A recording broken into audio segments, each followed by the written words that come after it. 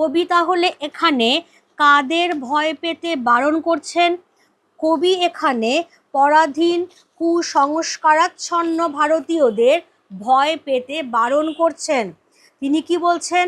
জগৎ জুড়ে প্রলয় এবার ঘনিয়ে আসে, জরায় মরা মুমূর্ষুদের প্রাণ লুকানো ওই বিনাশে। তাহলে কবি বলছেন যে সারা জগৎ জুড়ে প্রলয় ঘনিয়ে আসছে, সারা জগৎ জুড়ে ধ্বংস ঘনিয়ে আসছে, কিন্তু সেই ধ্বংস দেখে তোমরা ভয় পেও না। কারণ এই যে টার্মটা দেওয়া হয়েছে মুমূর্ষু, এই কথার অর্থ হলো মৃতপ্রায়। জরায় মরা কথার অর্থ হচ্ছে জরাগ্রস্ত।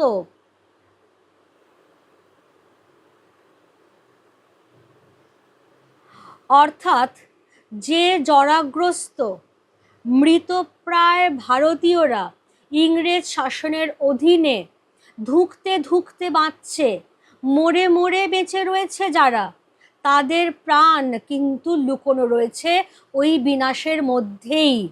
তাহলে